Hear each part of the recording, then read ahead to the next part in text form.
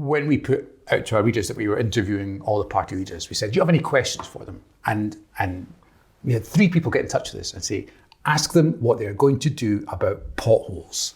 Wow. Now, you are in Glasgow today announcing your pothole plan. What is your pothole plan? Tell our readers for the Herald what you're going to do. There was a particular pothole I was gazing into in Scotstoun Hill in Glasgow today. I almost fell into it. If I had fallen into it, I'd still be climbing back out.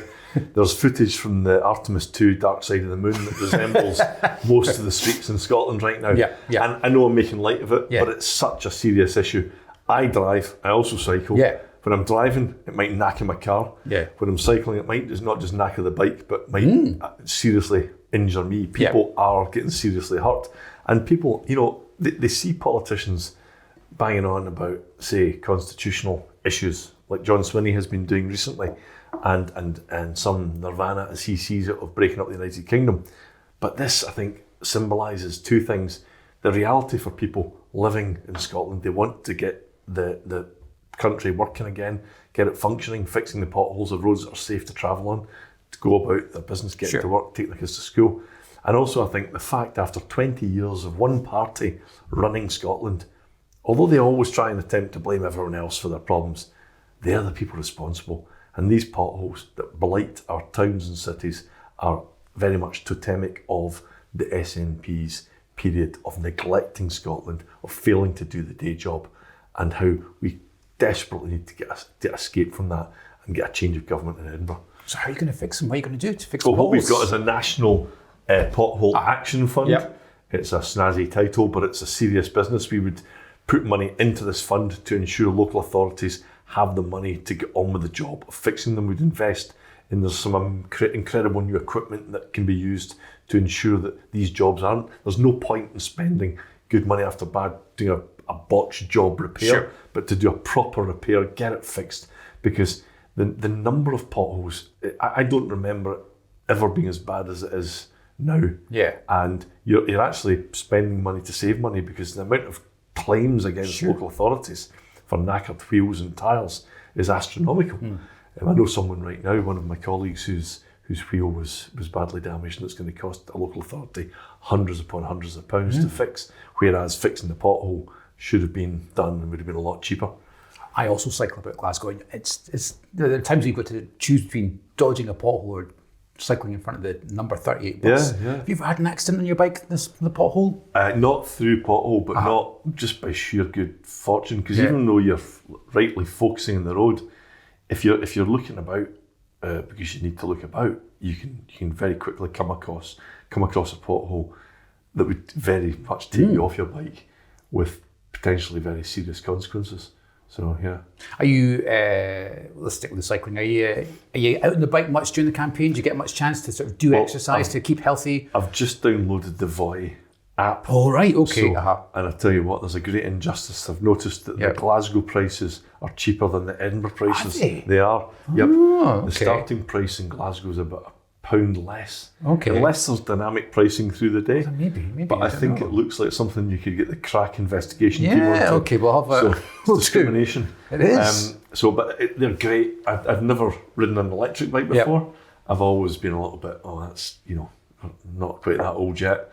But they just give you well, there is a wee bit male pride, ego. Right, okay, sure. And I think it's just, they're great. See, if you're in place A and you need to get to place B, it's too far to walk, but you don't have time to walk. It's just a convenient way of doing it. But I'm not one of these, I don't want to alarm any viewers of this. I'm not a mammal, a middle-aged man in Lycra. Right, okay. I don't own any Lycra gear. I just use my bike to get about Glasgow. Not least because I drive an 11-year-old diesel car, which isn't allowed into town. Yeah. How are you finding the campaign? Because this is your first campaign as leader. I mean, in fact, when you think about it, when you think about the last Holyrood election, 2021, I mean, you were a press officer as well as a candidate then. I mean, I know you're the party leader and leading the It's been campaign. A very, very strange transition to go from being, I was a candidate in 2021, but my primary function was to work in the press side of things. Did you expect to win in 2021? Yeah, because, I wasn't guaranteed. But I think the way the numbers were, it looked likely. Yeah. And that's what happened. And I still remember the first time in 2021, somebody tapped me on the shoulder at Braehead Arena saying the BBC want to speak to you. And I remember looking, it was like a hostage video. I was completely shell-shocked. And I didn't, because post-COVID, I didn't have a shirt that fitted me, so my tie was vaguely attempting to hold my shirt closed. And then here we are, like 5 years later, having become the leader, having learned how to become an MSP, crash course in politics, and doing my level best, because I wouldn't have taken this on if I didn't think I could make a difference. Sure.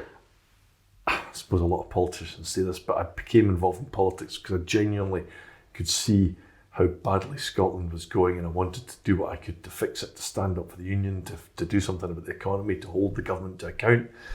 And I'm now doing so from a position of prominence as the leader of the largest opposition party at Holyrood. And I know that comes with a great responsibility. I don't take it lightly, but I think you can't take yourself too seriously, but you must take the job seriously. And that's what I'm trying to do. There's also been, when you look at your party between 2021 and now, there's also been some fairly massive changes there, not least the 2024 general election where you were drubbed. You got an absolute, I think, to use your phrase at your conference speech, you got a right doing from the electorate. I think you've talked before about people perhaps not giving you people not listening to you. You've had to earn that right to be listened to again. Do you feel that you've earned that now for this election? I think we have. Both Kimmy Badenoch and I came into our respective roles about a month apart. Yep. We both knew we did so having come off the back of a monumental drubbing in 2024. And we both knew that there would be a long period of work, a long period of healing and trust building and rebuilding of credibility. And that's what we're doing. I think Kimmy and I complement each other. We work well together. I think people can see that. We're serious people. We're not just going to say whatever needs to be said just to get a headline, as I think the SNP government are prone to do. We'll stick to our guns. We know that there is a huge market for responsible centre-right politics in Scotland, as there is across the United Kingdom. All this volatility, all this sort of fractured nature of politics and the disillusionment that we see across the board is something, it's a storm we have to ride through and stick to our guns, show people we're credible, show people we understand the issues that matter to them, and I think that will pay off eventually. Now, Kemmy's got a general election a couple of years after we've got a Scottish election, so we know this will be tough. And all I'm asking people is for a fair hearing, because if you look at the Scottish Conservative Party, if you look at what we have done at Holyrood, not just for the past 5 years, but the past 10, there's been only one party in there who has consistently and robustly stood up to the SNP government, and that's been us. Not just in the union, as some of our critics would have it. Of course we've stood up for the union, but we've stood up for taxpayers, we've stood up for business people. We've fought about the business rates rise. We've fought against gender self-ID and Nicola Sturgeon's gender self-ID. We fought against Humza Yousaf's hate crime act. So we've stood up for people successfully in many cases. We've seen off a lot of these more extreme policies of the SNP, and that's because people trusted us. They can see that we can deliver, and that's why, park the disillusionment, get out and vote, give us that peach ballot paper vote, the second vote, because that's the way we can stop the SNP majority that they say they're on course for. John Swinney couldn't be more certain, he couldn't be any clearer. He's saying he's going to win a majority, and then that means he will be entitled to plunge Scotland into another independence referendum as soon as 2028, which I find to be absolutely terrifying, a huge distraction from the day job, and we need to stop that majority. I'll talk the Constitution in a second, but just talking about this majority. So we've had a couple of polls suggesting the SNP are going to get a majority. Most have said they're going to fall short of a majority. The polling, however, hasn't been great for your party. Does that worry you? Does that affect what you're hearing on the doorsteps? The polling is not great. I'm not going to pretend otherwise, and I'm going to use that usual politician line that I was taught at politician school, which is the only poll that matters is the one at May the 7th, which is true. And I find them to be frustrating and a bit distracting. I worry sometimes that the polling causes some of the apathy. If people think, well, the polls say this, what's the point? Well, there's every point, because we're right on the cusp of potentially having not just another 5 years of high tax SNP government, but if John Swinney gets a majority, an immediate agitation for another referendum, which is the last thing that Scotland needs. Or people can look at what's on offer. They can look at the Scottish Conservatives. They can see that we are on the side of ordinary, hardworking Scots, and they can take a punt on us. They don't have to have been a Conservative voter in the past. So the polling's frustrating. Sure. I know it's extremely difficult and challenging, but all we can do is stick to our guns, show people we're credible, and hope for the best. Does it put off your activists? Does it make your activists go, oh, well? Tell you what, see, being a Tory in Scotland, these people have got the scars to show for it. You know, we have constantly been written off, not just for the past 5 years or 10 years, but longer. You know, I speak to people like Annabel Goldie, who was the leader back in the day when they had one MP.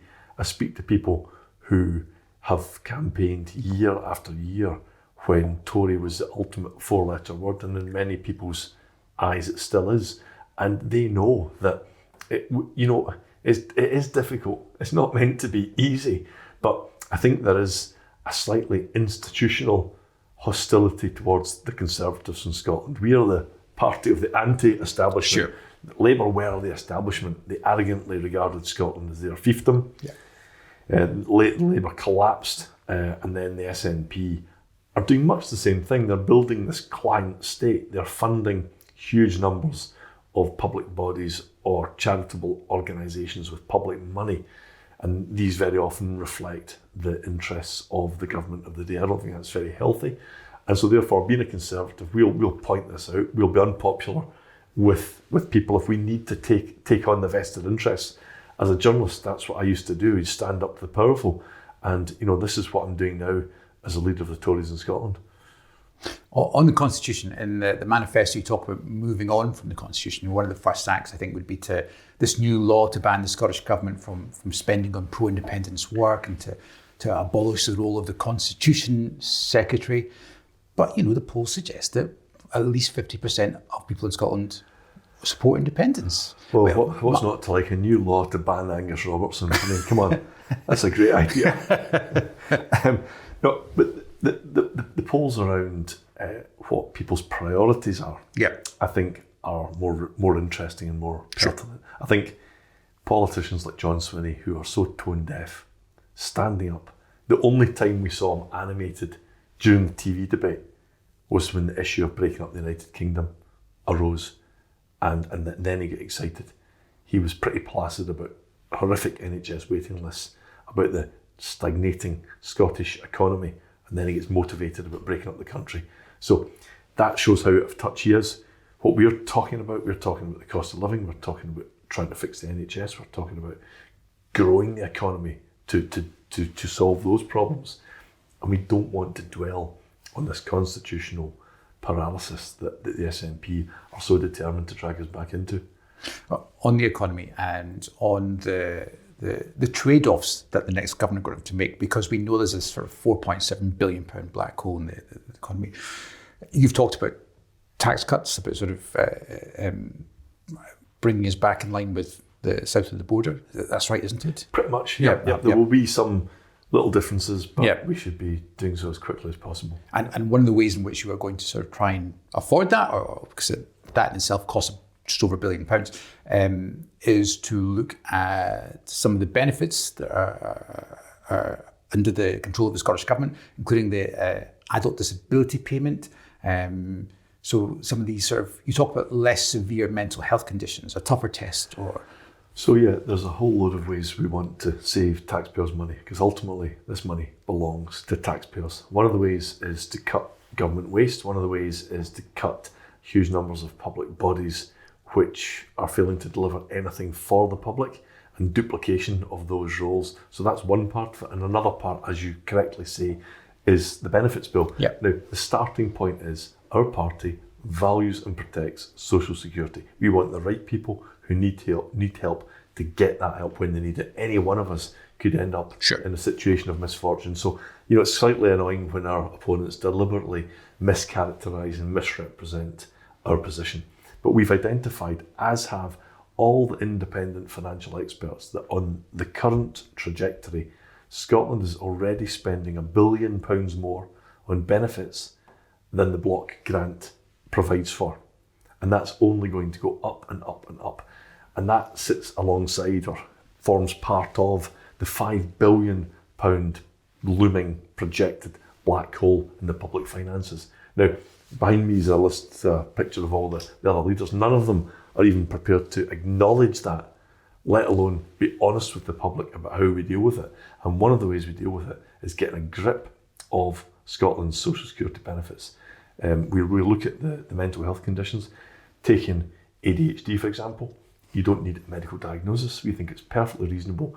If someone is going to claim a state benefit, which is taxpayers' money, they ought to have that medical diagnosis. And also, it ought to be taken into consideration, even with the diagnosis, do you need that additional money to function, to go about your daily life? Now, I know people who are severely physically disabled, and they quite rightly are in receipt of benefits to make them facilitate their lives and allow them to have the opportunities that all of us take for granted sometimes. But with some of these other benefits, the mental health benefits, we think a medical diagnosis is entirely fair and reasonable. Another one of your pledges in the manifesto, you promised to ban woke roles like equality and diversity officers, scrap the non-binary equality action plan, and stop guidance that recognises more than two genders. Yeah. What do you think that says to LGBT Scots? What's the non-binary action plan? Can you tell me what that is? I'm not off the top of my head, but I'm none the wiser. You're paying for it. I'm paying for it. Sure. People watching this are paying for it. You just have to scratch beneath the surface of public sector Scotland to see this vast layer of lanyard-wearing people who don't appear to actually serve the public. We think, given not least the £5 billion black hole in the public finances, these jobs need to be looked at. It's not to say we'd get rid of everyone, every single one of them, but there's clearly room for savings, because what we would rather do with the finite budget at our disposal would be to invest in the front line. People want to see more police officers, not diversity officers, more nurses, not more people wearing a lanyard and telling you what pronouns you should use. I mean, take the horrific case of Sandy Peggy, where a hard-working, dedicated nurse, NHS nurse, found her career and her life upended due to her objecting to sharing a private changing space with a male-bodied colleague. And what was apparent from that is that the hospital management, not least one of the people who gave evidence, who had one of these types of role, immediately, instinctively supported not the nurse who felt reason, I believe understandably, to have an issue, but with the other person in that equation. And I think that whole layer of woke nonsense needs to be excised from the Scottish public sector. Another promise in the manifesto, which sort of ties into that, I suppose, is you talk about reviewing whether organisations that rely mainly on public funding should still count as charities. What's the issue there? What's the concern there? So I remember as a journalist, I would quite often look at an organisation and they were perhaps of journalistic interest in one way or another. And you ended up going through the website, you went through the accounts, you were still none the wiser where the money came from. Quite often it would be through an FOI, you'd find out that they were largely or partly Scottish government funded. And that was relevant because it put into context why they may or may not have the views they have. Many of these are very, very political. They give evidence to parliamentary committees. We've seen some data recently whereby a huge proportion of charities in Scotland are funded partly or largely by the Scottish government, i.e. Scottish taxpayers. And all we're saying is, let's be transparent about that.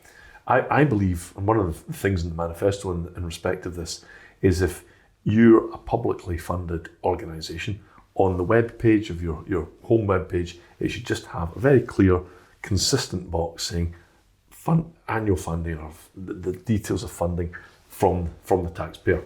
Not. I mean, it's just basic transparency. Sure. And if they're giving evidence to parliamentary committees, the same thing should apply. It doesn't undermine their evidence and their position, but it just brings an honesty to the debate. So the polling suggests that the vote, or the people who are minded to vote for you, that vote's going to be split between you and Reform. But the polling also suggests that there's a huge number of, and I appreciate what you said earlier about polling, there's a huge number of undecided voters as well, about 42% undecided. Are you picking that up on the doorstep with people that are undecided? And I mean, to those undecided voters, what's your pitch over reform? I think your ordinary person going about their business, we spoke about this earlier on, aren't really switched onto politics the way we obviously are. And the election perhaps now is just beginning to warm up and become a bit more real. I completely understand why people feel disillusioned with politics. This is why I get involved in politics quite late on in life. And I would just say to them, look at what the parties are offering. Look who's being truthful with you. One thing about reform that really concerns me is that they are not a unionist party, despite everything that they say. I don't believe that Nigel Farage cares about the union. I've already seen them fielding pro-independence candidates in 2024 and indeed this year. And Lord Offord, Malcolm Offord, has produced a roadmap towards achieving another independence referendum. We've just said no to this. We've had enough of this political paralysis, this constitutional obsession. It's distracting from the government getting on with the job of improving the lives of ordinary Scots. And no matter what the polls say, no matter how people might feel disillusioned or that voting, there's an apathy, there's a futility to voting, that isn't. Sure. Vote for what you want, vote for change, vote for us to get that message across and to be that strong voice for common sense at Holyrood. And after the election, return to Holyrood, if you're not the main opposition, if you're not even third or fourth, which again is what the polls suggest, and again, caveat with what you said earlier about the polls, I mean, would you at that point think, okay, I've done my bit, it's time for someone else to take over, or are you here for the next term? I think we all recognise that after the general election, the Conservative Party suffered the worst result in history. And for all that this is a hugely difficult set of circumstances, I'm going to fight for every single vote and return as many Conservative MSPs to Holyrood as I possibly can. And I will remain in my post for as long as I believe that I can make a difference. Are you like keeping a diary of your time in office? Are we going to get the Russell Findlay memoirs at some point? I see the amount of things that happen. Like I was at the Barras on Saturday. I was at the Barras on Saturday with John Swinney. Well, I was there just because I go to the Barras on Saturday sometimes. And then someone said to me, John Swinney's around. And out the corner of my eye, about 5 minutes later, I saw his limo, and it was idling and it was sat parked in a bus stop. And I thought, that's a bit naughty. But I said to John Swinney last night, he accused me of stalking him at the Barras, and I said, well, at least I didn't tell anyone about your limo sitting in the bus stop, and then I've gone and done it now. So, anyway, what can you do? So thanks very much. Thank you. Cheers. Cheers.